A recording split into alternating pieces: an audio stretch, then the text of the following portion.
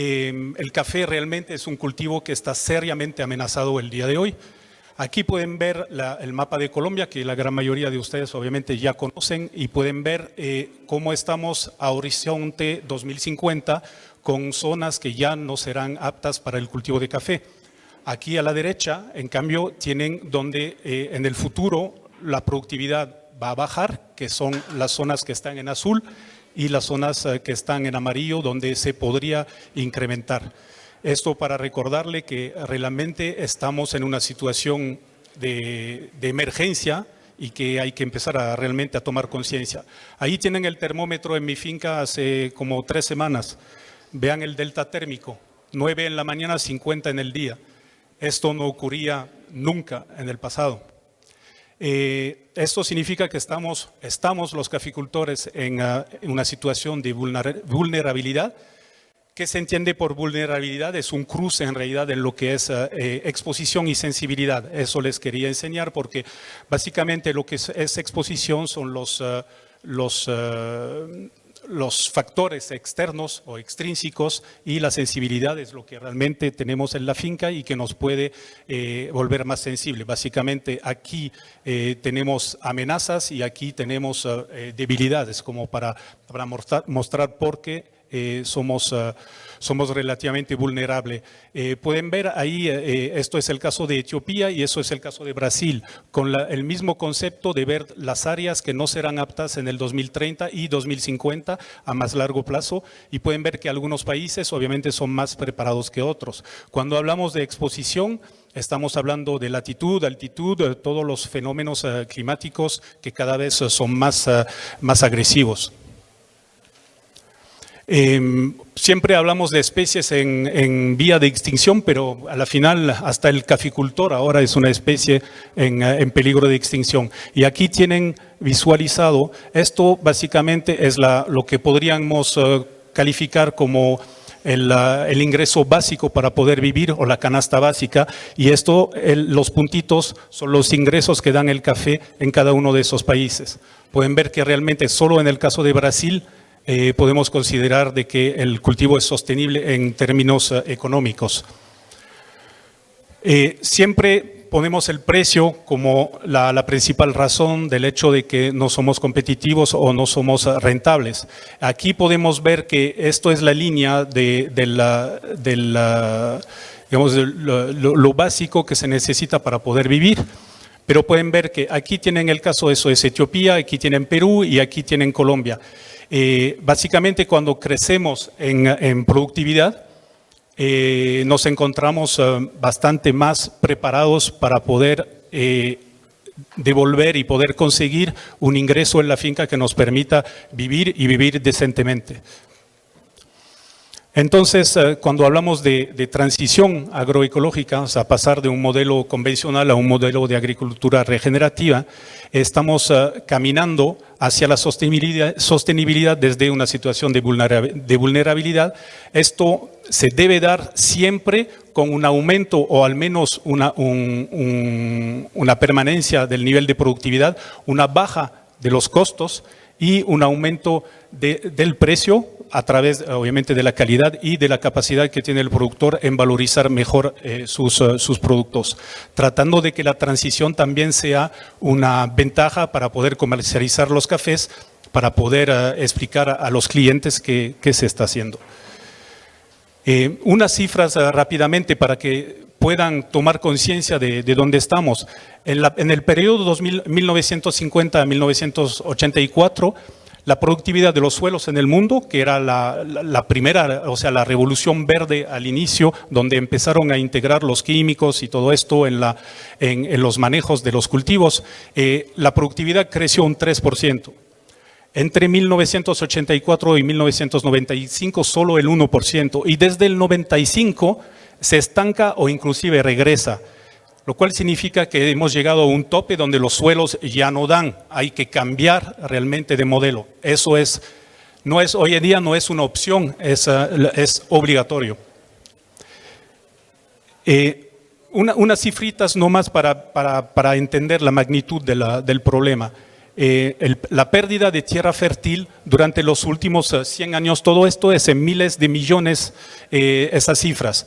En los últimos 100 años hemos perdido 1.000 millones de hectáreas de tierra fértil, para que se den cuenta realmente de lo terrible que es esto.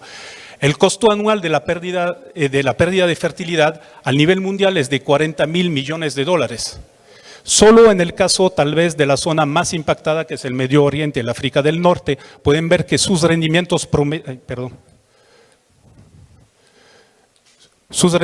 promedios que bajaron de 5 a 0.5 toneladas por hectárea, todos cultivos confundidos, estamos hablando de 1.000 millones de dólares de pérdida. La erosión de los suelos, o sea, la pérdida de los suelos en Brasil al año son 3.000 millones de toneladas. Eso es realmente escalofriante. Y ahora vemos más bien cifras que son de gran magnitud, pero que nos dan esperanza. La secuestración del carbono por la materia orgánica en los suelos en toneladas métricas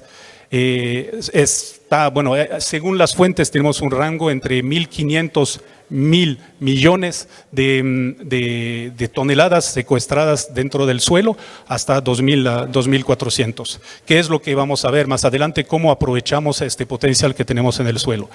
Y obviamente para también regresar al suelo, que es un poco el tema que yo quería desarrollar en esta ponencia, los individuos que tenemos bajo los pies y que no vemos y que inclusive hoy en día ni siquiera conocemos, porque conocemos apenas el 5% de las especies que viven debajo de nuestros pies y tenemos 10.000 millones de individuos en cada gramo de suelo, para que se den cuenta la cantidad de gente que tenemos ahí abajo. Entonces, es el momento del cambio y un poco quería ponerle una frase así medio como que impactante, que siempre los abuelos, los papás nos decían que el futuro pertenece al que madruga. Hoy no, hoy pertenece al que se despierta o el que entiende y que realmente tiene que despertar y entender la complejidad de la situación actual. Hoy en día no se trata de medir riesgo. Hoy en día el riesgo es no tomar decisión para este cambio. Entonces, la idea es caminar hacia una agricultura ecológicamente intensiva. Escogí ese término para no servirles de nuevo agricultura regenerativa, agroecología y todos los términos que un poco todo el mundo está usando y a la final nadie sabe lo que significa o todo el mundo entiende lo que significa, pero da la impresión que son diferentes sectas y que uno no sabe a cuál debe pertenecer al final. Ahí pueden ver en la finca lo que es un modelo resiliente. Esto es en mi finca en mi finca llueve 250 milímetros al año. O sea, eso es nada, es desierto puro. Esto es lo que pasó después de un año sin agua, porque yo perdí el agua de mi canal de riego. Normalmente iba a perder toda la plantación. El hecho de tener la plantación en agricultura ecológicamente intensiva, al mes y medio el cafetal se veía así, al mes y medio. Es la resiliencia y la capacidad realmente de la naturaleza en mostrar resiliencia es realmente asombrosa. Lo que caracteriza un sistema resiliente justamente es esa resistencia, o sea, esa capacidad de resistir a todo los impactos que puede recibir del exterior y en que estos impactos no permanezcan mucho en el tiempo. Después es robusteza o capacidad de reproducción. Ahí es cuando todo lo que es perturbaciones recibidas desde el exterior, más bien hacen que las plantas empiezan a tener memoria y a prepararse para el siguiente impacto de una forma mucho mejor. Eso parece muy antropomórfico esto, pero en realidad existe realmente en las plantas ese tipo de memoria. Después, la adaptabilidad, esto es justamente en cierta forma lo que acabo de decir, que permite que para las futuras adversidades el cultivo esté preparado. La capacidad en regresar al equilibrio después de haber sido embestido por impactos exteriores. Todo esto es lo que entendemos por resiliencia, y obviamente la sobriedad, que es la necesidad, la poca necesidad para poder llegar a tener el resultado deseado. O sea, en realidad se produce más producto con menos insumos o menos esfuerzos. En todas esas denominaciones que tienen siempre el denominador común, o sea, la palabra que siempre regresa es esto de suelo vivo. Entonces, esto es lo que quiero explicar acá y cómo en realidad se puede llevar a esto. En realidad, la naturaleza ya ha experimentado absolutamente todo, no tenemos que inventar mucho y tenemos que confiar en su capacidad misma de resiliencia. El sistema natural, la selva, es tremendamente intensiva, no es extensiva, produce, y los puntos de mayor producción de biomasa en el mundo son en las selvas. Entonces, obviamente lo que tenemos que hacer nosotros es reproducir ese modelo al nivel de nuestras fincas. Pasamos de una situación de vulnerabilidad a una de resiliencia, donde todo va a cambiar, siempre con el mismo objetivo de tener cantidad y calidad en los dos modelos. Pero acá, en este modelo, voy a poder transmitir mi finca a mis descendientes o a la siguiente generación. Voy a poder valorizar mejor y voy a estar mucho más sobrio en cuanto al consumo de insumos y de energía en general. Acá, en cambio, tengo mucho esfuerzo, mucha mano de obra, mucho trabajo, mucha energía fósil consumida, mucha agua consumida y, sobre todo, es muy costoso en términos de capital de trabajo. Lo importante acá es lo que está aquí, ya dejar de pensar en la planta, pero pensar en el suelo. Es un poco el modelo que utilizaron los neozelandeses en su momento, cuando en la ganadería, que siempre seguramente lo han oído hablar, dejaron de ver la vaca como la herramienta de producción. La vaca no produce leche, lo que produce leche es el pasto. Y ellos se enfocaron totalmente al pasto y por eso fueron exitosos durante tanto tiempo y todavía son exitosos porque no ven la vaca no les importa. Un neozelandés no le va a hablar de litros por vaca, no va a estar orgulloso que su vaca produzca 25 litros, va a estar orgulloso que su hectárea de potrero produzca 5,000 litros al año. Entonces, ustedes tienen que tener exactamente este mismo enfoque, entendiendo de que son cultivadores de suelo, no son cultivadores de café. El café es solamente un medio para convertir el suelo en un producto que va a permitir generar un ingreso para ustedes.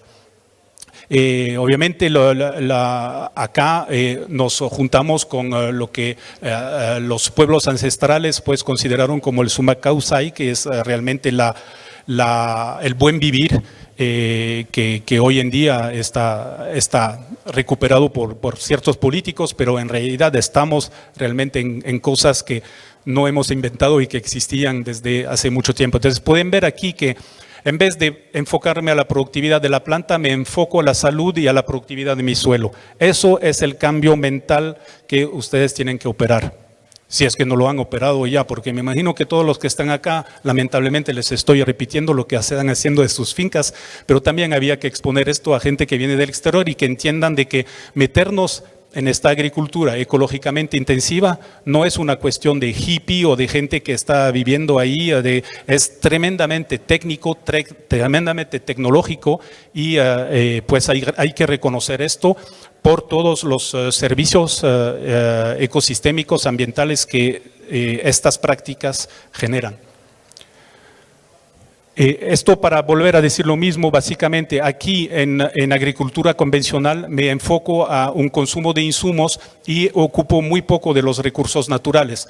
En este modelo, más bien de agricultura ecológicamente intensiva, me enfoco al uso de los recursos naturales, disminuyo tremendamente mis insumos y obviamente mi resultado, mi impacto sobre el ambiente termina siendo positivo en vez de ser inclusive negativo como en este caso.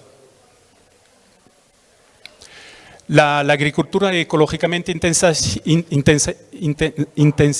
debe tener 6 balances positivos que son los que tienen acá.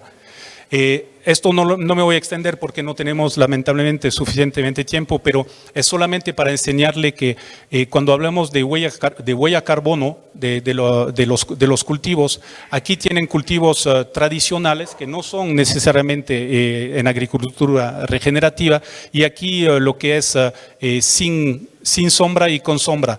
A veces no hay que decir que la agricultura convencional tiene un impacto necesariamente mayor en términos de huella carbono, porque lo importante es lo que ven acá, es el impacto que tiene la productividad.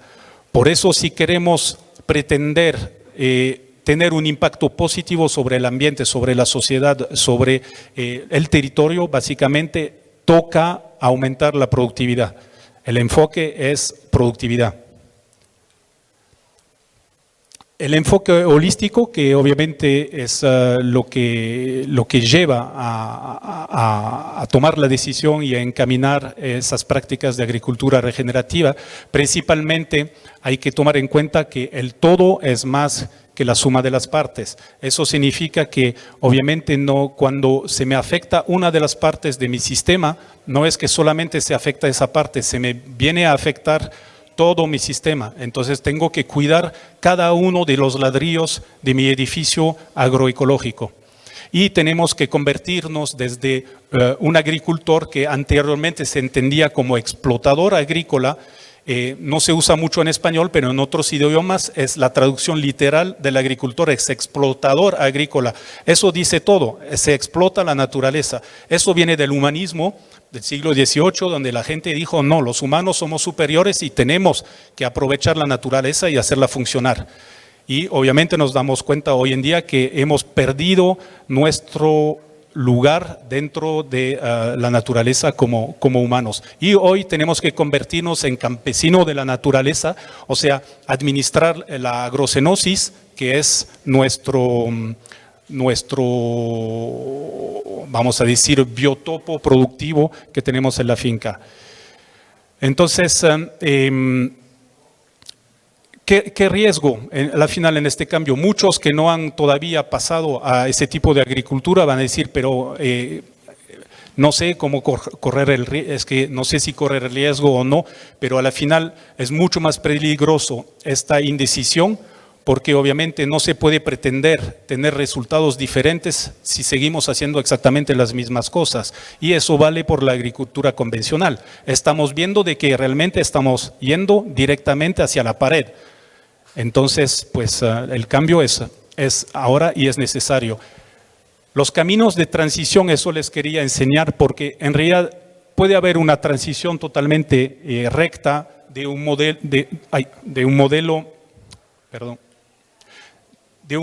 digamos, muy perverso, muy nefasto para el ambiente, para la gente, para la sociedad en general, hacia un sistema que un poco el tigre vegetariano, algo que prácticamente no existe, pero hacia dónde tenemos que apuntar.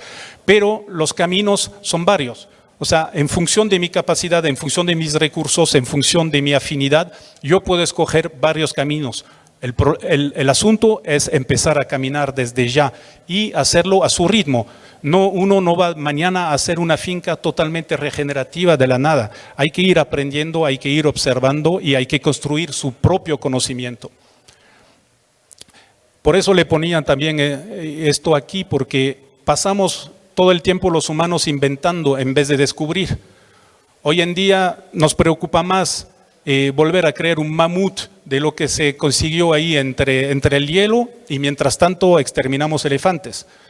Entonces, en la finca lo importante es descubrir en su finca cuál es y cómo funciona la naturaleza. Por eso le ponía esta imagen aquí, tontera. Hay gente que se ingenia hoy en día árboles metálicos para captar carbono y ponerlo en el suelo. Cuando eso lo hacen los árboles es una estupidez total. Entonces, seamos sencillos, entendamos la naturaleza y realmente aprovechemos de ella. Todo ese saber en la finca se construye con observaciones, con errores continuos y con experiencias repetidas que tienen que hacer ahí. ¿Cuáles son las fuentes de inspiración? O sea, por ejemplo, en mi caso, no hay que ser muy selectivo. todo lo que puede ser disponible en términos de experiencia en agricultura es válida, desde todo lo que conocemos ahí como las mispas, las chimampas, o sea, todo lo que ancestralmente la gente hacía de manera tremendamente eficiente en cultivos, obviamente es una gran fuente de inspiración y de conocimiento. También lo que es un poco todo más moderno, como lo que sería la sintropía para hacer resumen es crear biomasa, una cantidad de biomasa mucho más alta que lo que podría producir la naturaleza en estado natural. O sea, es acelerar el ritmo de producción de biomasa. La permacultura que todos ustedes conocen o el método Miyawaki, que consiste en sembrar muchísimo en un pequeño espacio y después empezar, un poco como explicaba el ingeniero anteriormente, de ir eliminando poco a poco y raleando el cultivo. Tal vez en esto no hay que descartar lo que la agroindustria hoy es capaz de generar, porque obviamente en la agroindustria la gente se está preocupando también por esos temas y genera ciertas técnicas o ciertas capacidades o ciertas prácticas que pueden ser útiles. Yo, por ejemplo, en la finca hay muchas técnicas utilizadas inclusive en la floricultura bajo invernadero que son aplicables a campo abierto, uso de ciertas sustancias que permiten fortalecer la resistencia de las plantas. Pero de todas maneras, la mayor fuente, la mejor fuente de inspiración termina siendo la naturaleza. Un recuerdo rápido sobre la fertilidad. O sea, recordemos que para pasar de roca madre a suelo fértil, eso puede pasar 10.000 años. O sea, básicamente en 10.000 años se puede constituir apenas 1 a 2 centímetros de suelo cuando uno empieza y sale desde la roca madre, a través de la actividad biológica. Por eso es tan importante preservar y cultivar nuestros microorganismos. Cuando nuestro objetivo final es disponer de este famoso complejo arcilo-húmico, que es lo que va a sostener nuestra producción. Muy a menudo vemos la fertilidad física y química que nos dan básicamente los análisis de suelo cuando enviamos una muestra para análisis y perdemos un poco de vista la fertilidad biológica y la fertilidad hídrica, que son fundamentales, que es lo que más adelante voy a tratar de ver cómo podemos tener un enfoque más técnico a esos dos tipos de fertilidad. Hablo de una cesta de prácticas regenerativas donde aquí tienen, y todos ustedes me imagino conocen, es lo que llamo yo los 12 trabajos prácticamente de Hércules, que es lograr poco a poco en su ritmo de transición adaptar todas esas prácticas que están acá o inclusive añadir algunas e inventar nuevas cosas. Eso dentro de lo que se podría calificar como las 7 maravillas, que es recuperar o restaurar la verticalidad de su cultivo, o sea, dejar de ver un cultivo solamente como una cosa plana, sino desde el profundo del suelo hasta realmente la parte de la atmósfera. Tenemos que rescatar la relación catiónica. Esto voy a explicar adelante, me imagino que algunos de ustedes manejan esos términos ahí de capacidad de intercambio catiónico, pero les voy a enseñar porque es muy importante al momento de leer ustedes sus análisis de suelo.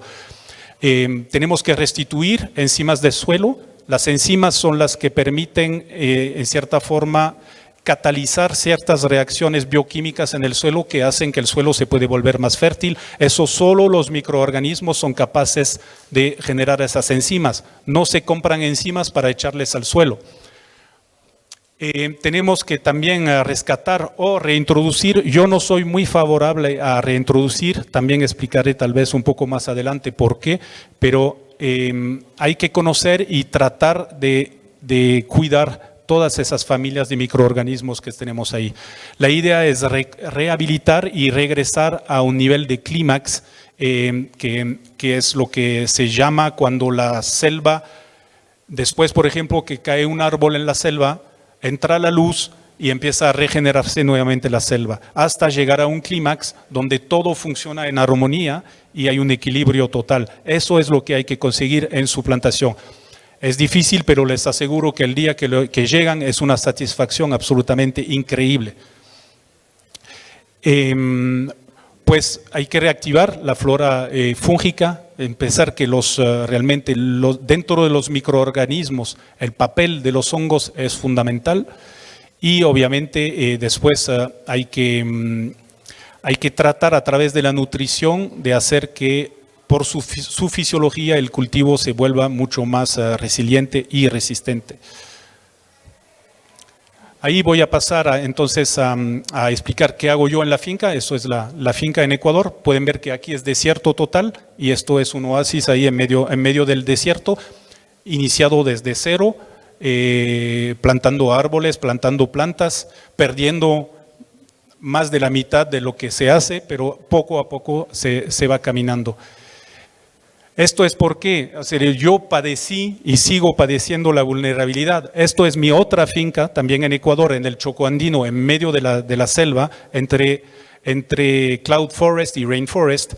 Y pues es una zona súper exuberante y yo empecé ahí. Y hoy en día, desde el año pasado, esa finca la tengo que abandonar porque yo no tomé la decisión al momento correcto. Me empeciné. Eso se dice, me empeciné a querer hacer una mezcla entre agricultura convencional y agricultura regenerativa y pues me fue mal porque básicamente no pude resistir a 3 años de niña y económicamente hablando uno no puede sostener que el café no florezca porque no hay temporada seca, entonces no hay floración, no hay producción, el café está ahí, no muere, está bien ahí en la selva. Y esto es todo relativo porque yo descubrí que toda esa selva que está aquí, que obviamente yo no tumbé, llegué, esto eran potreros, anteriormente habían sido cañaverales y hay selva, todo esto es selva dentro de uno de los 5 hotspots mundial de biodiversidad. En esta finca yo tengo más de 400 especies de aves, es un paraíso. Y la selva en realidad me rechazó el cultivo de café, porque cuando yo llegué hace 25 años allá, yo pensé, porque es lo que sabía en este momento, no sabía tanto como puedo saber ahora después de haber experimentado en Terrazas del Pisque, pensaba que la mejor forma de vincular el café con la selva era sembrar árboles y hacer que la selva sea continua sobre el cafetal.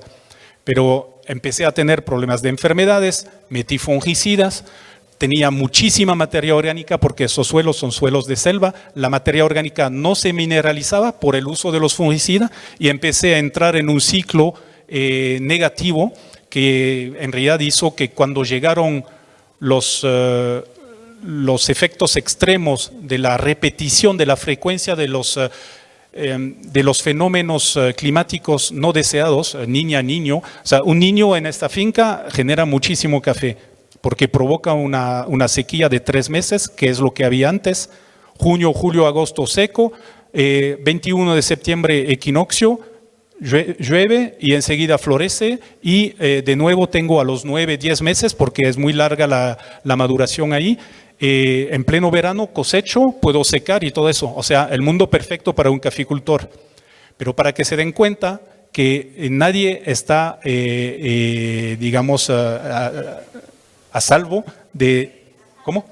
A salvo de lo que puede suceder. A mí me cogió esos 3 años de niña y no pude seguir más. No tengo los recursos para seguir adelante ahí. Yo empecé también, esto y lo tengo que confesar acá, mi carrera, porque así es como uno se entendía como agrónomo hace, mejor ni les digo cuántas décadas antes, pero empecé mi carrera en el siglo pasado y entré en la selva africana con bulldozer a tumbar árboles, porque esto es lo que a nosotros nos habían dicho que era ser un buen agrónomo. Y a meter endosulfán para matar la broca, así baneadas las plantas y diciendo estoy haciendo lo que me enseñaron. Ahí después uno tiene que totalmente olvidarse de los estudios y empezar a forjarse su propio conocimiento. El primer punto es la renovación y la rehabilitación. Conocen todos, no me voy a extender mucho sobre esto. Yo en la finca obviamente tengo 7 variedades de café, trato de mezclarlas en vez de tenerlas totalmente aisladas, un poco porque cada uno tiene sus especificidades, pero sí tengo un manejo sistemático en cuanto a la poda, para tener un 30% más o menos de mi cafetal en producción intensiva y máxima todos los años, para no tener los altibajos y no tener que padecer de baja de productividad al momento que me toca soquear. Esto obviamente no es una soca, yo no practico la soca, es una poda pulmón que deben conocer todos ustedes, y después me manejo sobre esta poda pulmón con una poda que se llama catracha de Honduras, con dos ejes, y después esos 2 ejes los voy alternando en el tiempo para no volver a soquear nunca más. Pero siempre tengo un 30% de la finca a máxima productividad. La agroforestería, esto lo resumo yo por un poco como dijo el ingeniero en la ponencia anterior, de tratar de complexificar el modelo. Hay que sembrar todo el tiempo. Yo cuando estoy en la finca me paso sembrando cosas que ni conozco a veces, que encuentro en un vivero, me toca investigar después qué es y descubro que tiene tal o tal efecto sobre el cultivo y que después lo puedo multiplicar o le abandono si es que veo que tiene un efecto nefasto sobre las demás plantas. Y sobre todo podar. Cuando hablamos de poner 1100 guamo por hectárea, obviamente hay que podar, y hay que podar todo el tiempo para generar biomasa. Ahora, generar biomasa si el suelo no está vivo es peligrosísimo, porque los pocos microorganismos que van a estar en el suelo van a empezar a chupar absolutamente todo lo que está disponible para poder degradar esa materia orgánica, y las plantas van a ser cloróticas a pesar de que uno le está poniendo un montón de químicos o un montón de abono a las plantas. La poda, obviamente, la idea es también, como decía el señor, en el cultivo de sol, de aprovechar el sol, de optimizar la fotosíntesis. Y lo que les decía anteriormente, cada uno tiene condiciones particulares en su finca. No hay un modelo, por eso yo aquí no les estoy recitando un manual, les estoy enseñando básicamente lo que a mí me ha funcionado. De esto pueden tomar, pueden experimentar, y seguramente tendrán ustedes otras técnicas que irán añadiendo al sistema. El riesgo con las plantas de café es llegar a este sobrecalentamiento fotosintético, que es básicamente las plantas de café cuando están al sol, que tienen que fotosintetizar todo el tiempo, su fisiología no está preparada para esto. A pesar de que los 30, 40, 50 últimos años, todas las variedades que fueron desarrolladas por su capacidad a producir más a pleno sol. Por eso hoy estamos en una disyuntiva donde no sabemos qué variedades utilizar, porque es muy difícil conseguir variedades adaptadas a la sombra. Sin embargo, el café proviene de la selva y está en un dosel inferior en la selva. Entonces, si se lo vuelve a meter en una selva, es muy productivo.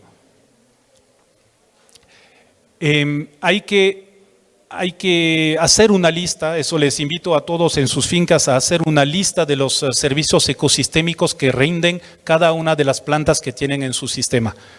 Desde cosas que inclusive están viendo todos los días porque tienen un árbol al lado de la casa porque le pareció bonita la flor o lo que sea, investiguen el servicio ecosistémico que da este árbol. Es muy importante porque les permite duplicar y replicar esto con otras especies también. Hay que, al momento de seleccionar los árboles, hay que pensar en los ingresos que puede dar en el futuro, como madera, frutas, biocidas o bioreguladores. Todo esto puede hacer un árbol, es decir, no solamente produce madera, no solamente produce biomasa, produce medicinas para las plantas. La fitoterapia para el café funciona relativamente bien, con ciertos errores en ciertos casos, pero funciona bastante bien. Siempre pensar en la visión vertical. Todos los estratos que tengo un estrato subterráneo que tengo que pensar cómo perforo este suelo, cómo recupero elementos de nutrición muy profundo en el suelo y los vuelvo a subir porque después se mineralicen y que el café los pueda utilizar. Y insisto aquí sobre la visión horizontal, que hay que pensar que en una plantación de café no es solamente donde está el café, tiene linderos, tiene bordes, esto es muy importante. No solamente hay que sembrar árboles en forma de cortina solo para contrarrestar el viento. Esas cortinas tienen mucho más efectos que solamente contrarrestar el viento. Contrarrestan la neblina, mejoran, amortiguan la temperatura y obviamente en biodiversidad son muy importantes por todo lo que pueden albergar, que puede ser útil también para el cafetal, desde polinizadores hasta otros animales que tendrán su función en el sistema. Por ejemplo, aquí pueden ver unas casuarinas que no he visto mucho en Colombia y no sé por qué no se siembra más. Obviamente es como un pino. Esto no se puede poner en el cafetal por la hoja del pino, que no es un pino exactamente. Igual yo tengo pino y hay que considerar que el pino es muy favorable al café, al contrario de lo que la gente piensa, muy favorable, porque es una planta que micoriza sistemáticamente y los hongos que trae el pino consigo son muy buenos para el suelo y contrarresta lo que uno puede pensar de que sea negativo para el cafetal. Estos árboles aquí no son leguminosas y sin embargo fijan mucho más nitrógeno que una leguminosa. Por eso tampoco hay que enfocarse sistemáticamente a sembrar leguminosas. Hay muchas otras especies que tienen otro tipo de simbiosis en el suelo que puede ser favorable para su suelo para el futuro.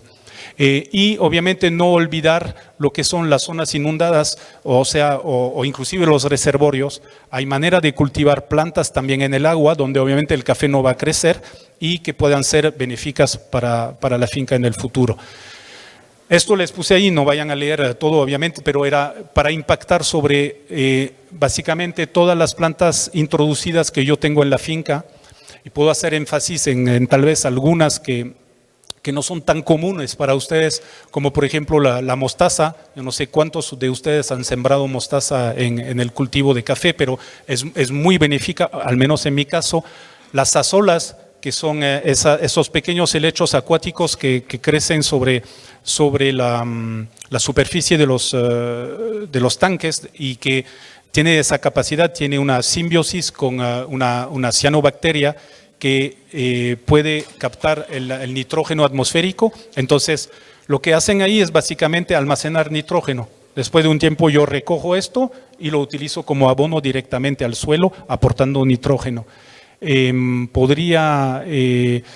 Después le voy a enseñar esa plantita aquí que tal vez en Ecuador se conoce como quinceañera, no sé cómo la conocen acá. Es una planta rastrera que es ¿cómo se llama? Crasulenta, o es de esas plantas que tienen hojas anchitas y espesas con bastante agua adentro. Suculentas. Y después le voy a enseñar cuál es. Es súper melífera, no crece en altura, cubre totalmente el suelo, me permite mantener la humedad en el suelo, pero si camina mucho encima termina desapareciendo. El borrago, que tampoco he visto mucho acá, que es tremendamente melífero y también medicinal, obviamente, y hay una serie de otras, la tefrosia que conocen ustedes, obviamente, y cada una, cuando hablaba de servicios ecosistémicos, aquí tienen todos los servicios ecosistémicos, y aquí tienen los estratos que decía justamente la parte vertical, desde las plantas subterráneas, que son básicamente los rábanos o esas cosas, remolachas. No hay que vacilar en sembrar rábano y no cosecharlo, o cosechar solo la mitad. El rábano, cuando se pudre, va a dejar un hueco dentro del suelo que lo va a ventilar tremendamente y va a permitir a las lombrices acceder y poder migrar fácilmente en los diferentes estratos. Después tenemos todas esas rastreras de que ya hablamos. Tal vez aquí hay unas pues, para ustedes muy conocidas, ¿no? Bueno, obviamente el frejol, el Phaceolus, pero también la vicia, que es muy importante. Podría ser lenteja, podría ser también garbanzo o todas estas. Básicamente aquí tenemos una gran mayoría de leguminosas. El lupinus, que es el famoso chocho que utilizan mucho en Ecuador. Y después las cucurbitáceas, Esto es el principio de la milpa. Cuando siembran maíz y frijol dentro del cafetal, no se olviden incluir la cucurbitácea también, que aquí es la uyama, creo que le dicen, o calabaza o zapallo, o como lo llamen. ¿O el qué? Ayota, sí, cierto. Después tenemos un primer piso de plantas erectas, donde son plantas bastante pequeñas. Obviamente la tefrosia me resulta bastante bien, la canavalia también. Insistiría tal vez sobre el vetiver, que tampoco estoy viendo mucho acá, sin embargo en Colombia en algún momento esto sonó bastante, pero no lo veo muy adoptado por los productores.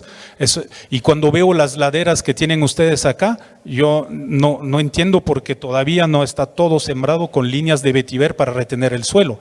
Porque uno ve unos suelos totalmente pelados y dice, no, esos suelos son arcillosos, cuando llueve no es que se van para abajo, se va todo, o sea, si no se retiene, esto está totalmente desnudo, no puede retener. Insistamos un poquito sobre la aloe vera, que la sábila, que no duden en cultivar esto, en triturarlo y ponerlo en todas sus mezclas de pulverizaciones foliares, que sean de biólogo o lo que sea. El efecto de la aloe vera sobre el café es magnífico. La artemisa, que vi que sí, algunas personas aquí tenían sembrado. Vimos en el Cauca gente que tenía artemisa, que es básicamente la planta que sirve para hacer el absente, pero es un repelente y es un insecticida relativamente potente. Después tenemos un segundo piso donde tenemos aquí lo que llamaron previamente el carbonero. Efectivamente, al momento de hacer biochar, tener carbonero en la finca es tremendamente útil. Esa planta que hoy en día no ven mucho en las plantaciones es la mamá del café. De lo mismo que el gliricidia es la madre cacao, que en muchos países le llaman madre cacao, yo a esa le pondría madre café. El Ricinus, que es la higuería, es fenomenal para el café.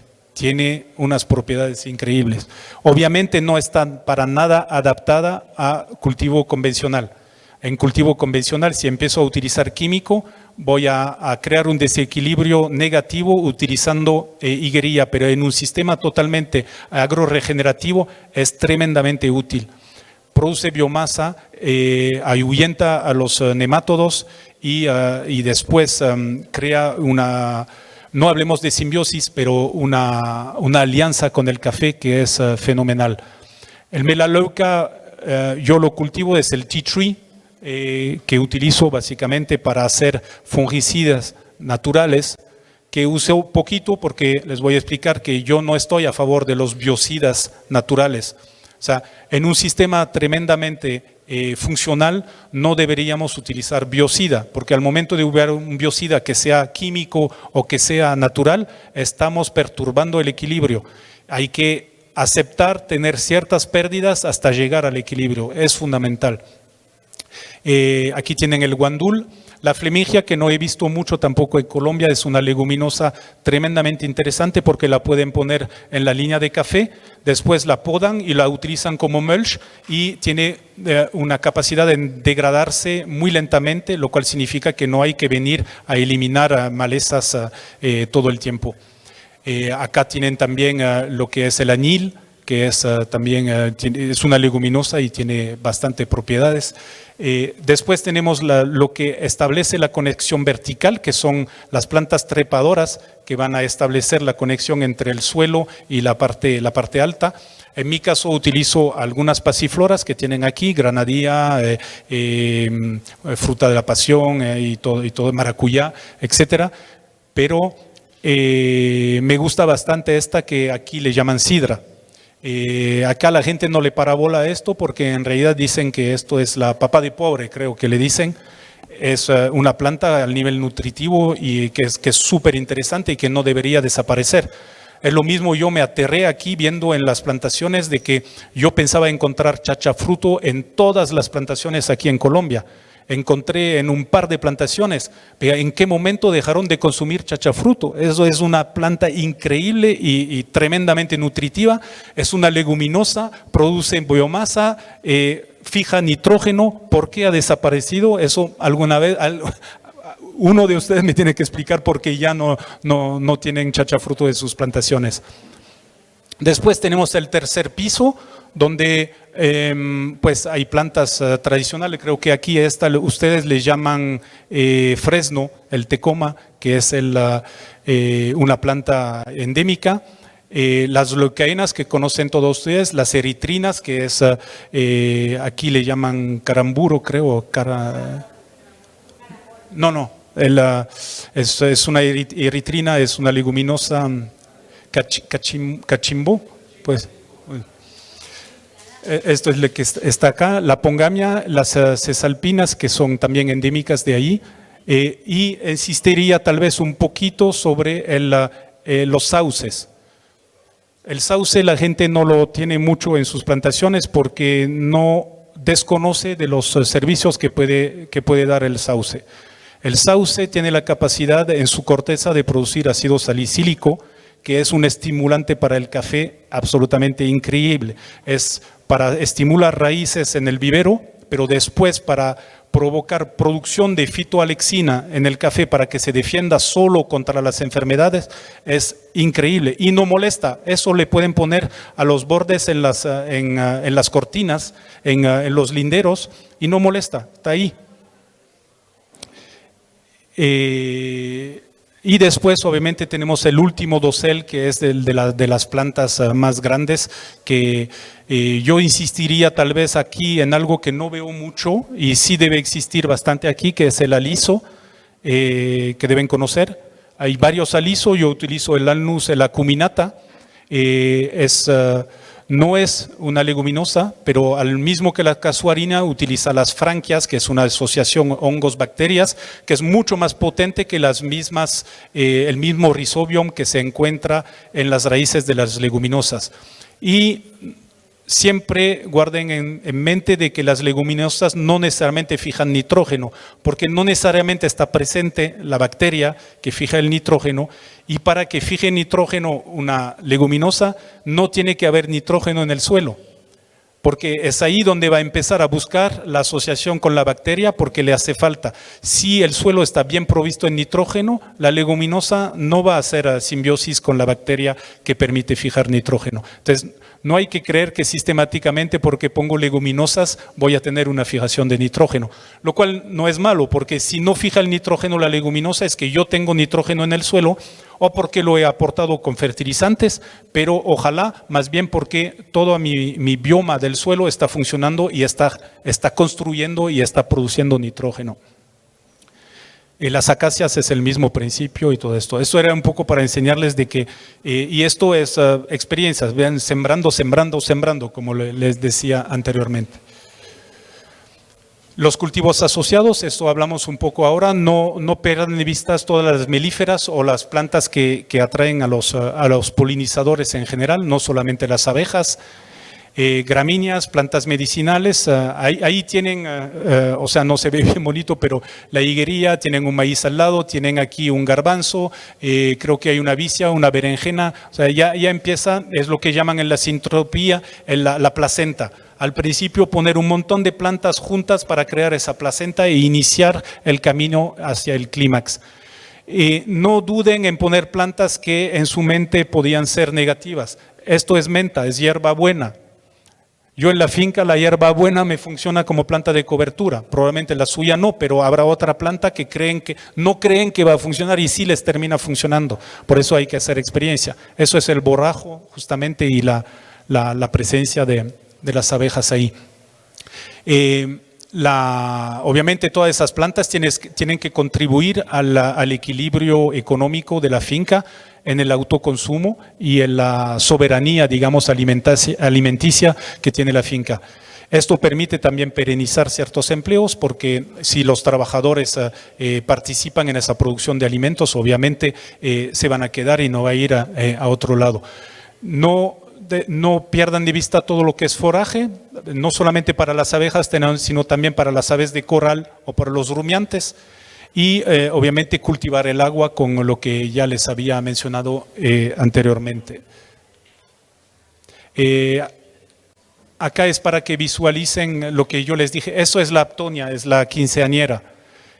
Sin cuidado, sin nada, empieza a ocupar el piso. Yo la utilizo dentro de la plantación, pero aquí obviamente está en un borde de camino. Y ahí tienen, obviamente, hay un poco de sauce, hay acacias manjum, hay ¿cómo se llaman?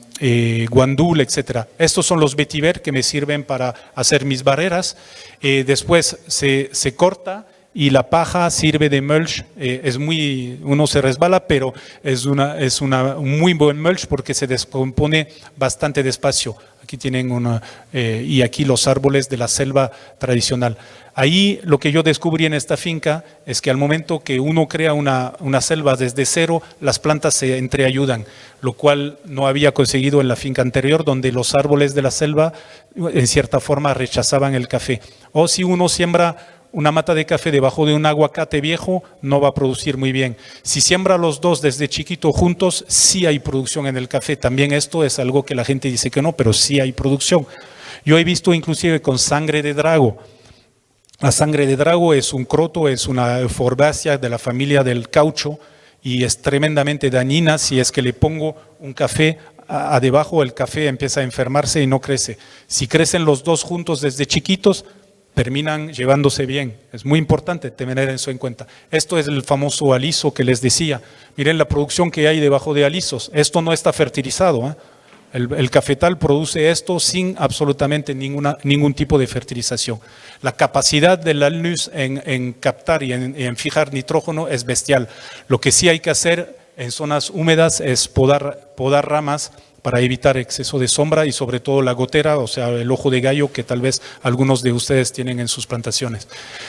Después, conservación del suelo. Aquí les quiero enseñar básicamente año 1, año 2, año 3. La naturaleza es tremendamente resiliente. En pleno desierto, llegar a tener una selva en apenas 2 años demuestra. Eso no lo digo mucho, lo digo aquí porque estamos en confianza y entre productores, pero como productores no vayan a decir mucho a la gente que es favorable al sistema convencional de que la naturaleza es resiliente, porque dicen ellos, pues si es tan resiliente, sigamos cagándola, perdonen la palabra, y cuando ya no dé más, pues ahí sí hacemos esto. No, eso hay que hacerlo hoy. Obviamente salgo de una situación desértica a tener realmente un sistema autofértil y autoproductivo. Aquí, perdón. Un poco de cuidado sí con los abonos verdes, tratar de que al momento que se reintegran al suelo no sean demasiado verdes justamente, porque si no van a alterar la relación hongos-bacterias. ¿Cuáles son nuestros aliados en la finca? O sea, a veces son totalmente, uno no se da cuenta de los aliados que tienen ahí. Aquí son plantas, la gran mayoría son saprófitas, que en realidad lo que hacen es degradar la lignina, que no pueden degradar las bacterias y restituyen en esta forma el carbono al suelo y rompen las cadenas de azúcares complejos como la lignina y la celulosa. Tenemos un montón de esto acá que tal vez lo han visto arriba, la gente que expone esa metodología de análisis del suelo. Esto es simultáneo en nuestro caso, por ejemplo en Soil of Excellence, todas las muestras fueron analizadas por los cromas, pero también por un análisis de fragmentos de ADN de 14.000 especies diferentes de microorganismos entre arqueas, levaduras, bacterias, hongos y protistas, básicamente. Ese análisis obviamente es relativamente costoso, pero si alguien lo puede hacer una sola vez para ver sobre todo su balance entre las diferentes familias de microorganismos, es tremendamente útil. Esto para decirles, en esta población que tenemos debajo de los pies, los principales son los hongos y las bacterias, y cada uno tiene especificaciones y cada una responde a un tipo de suelo diferente. No voy a tener tiempo para explicar esto en detalle, pero retengan aquí que prácticamente los hongos funcionan en aerobia estricta. Si un suelo compactado o un suelo no oxigenado, los hongos no pueden vivir. Las bacterias sí, no todas, pero la gran mayoría sí. y que lo que es importante es que acá pueden ver que las bacterias en general, hay pequeñas excepciones, no saben o no pueden degradar la lignina. Por eso es muy importante tener una cantidad de hongos importante en el suelo. Pueden ver aquí también de que si utilizan fertilizantes químicos a base de fósforo o a base de nitrógeno, de cohabitación entre los hongos y las bacterias es más o menos, si uno quiere llegar a un clímax tipo selva, es de 60-40, 60% hongos, 40% bacterias. Si se fijan ustedes en sus suelos, probablemente está totalmente al revés. Van a tener 40 o inclusive 30%, y si utilizan triazoles que matan, o sea que atacan directamente el ergosterol de los hongos, pues probablemente no tienen hongos. Los triazoles que están usando para combatir la roya principalmente aniquilan toda vida fúngica en el suelo. Fíjense que acá la capacidad de los suelos en fijar el carbono es tremenda, es mucho más de la biomasa que está disponible a la superficie de la tierra.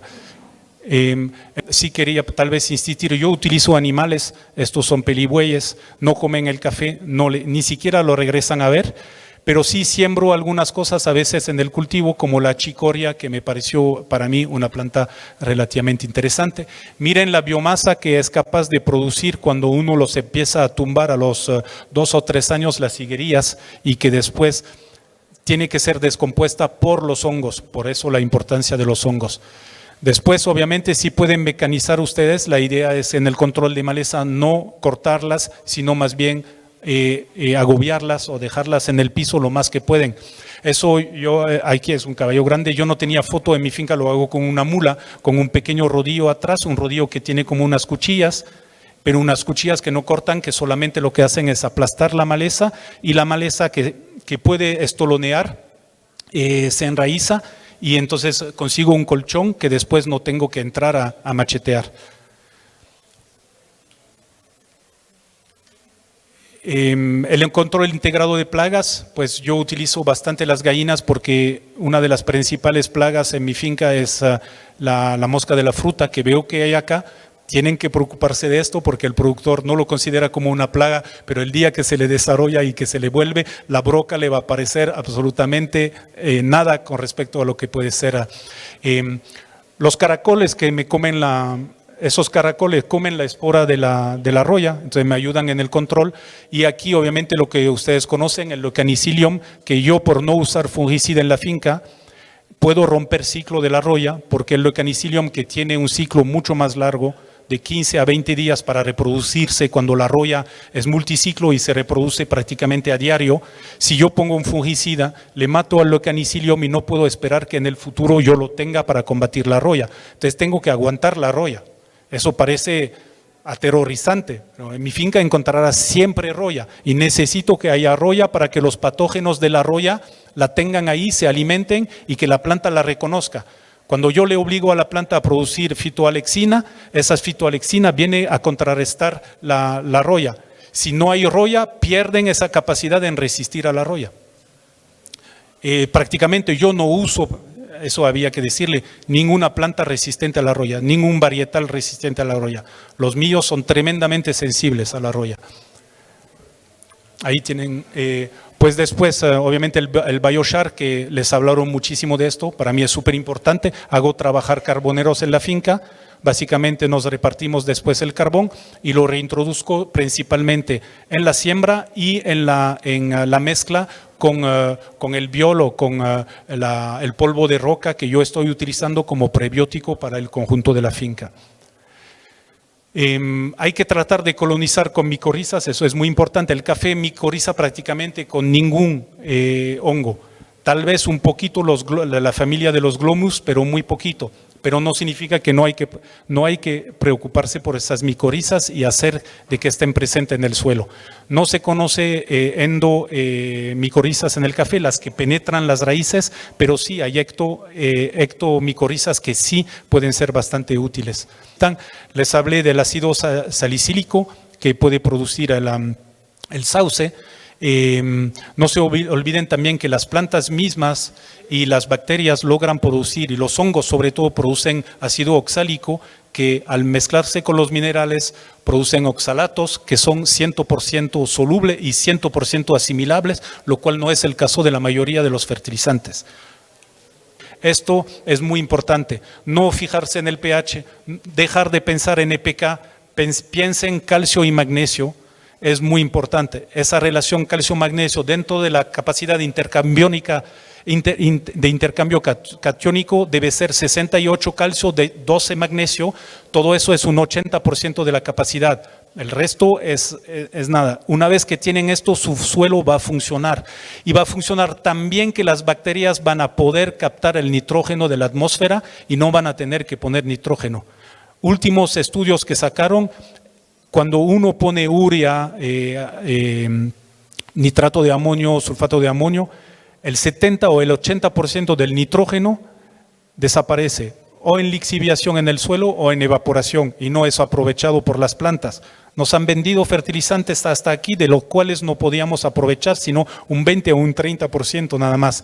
Cuando las bacterias tienen esa capacidad de generar nitrógeno, pero si uno las mata con exceso de fertilizantes o con antisépticos o con fungicidas, obviamente. O sea, si ustedes trabajan con sus aliados del suelo, llegan a esto sin necesidad de recurrir a fertilizantes químicos.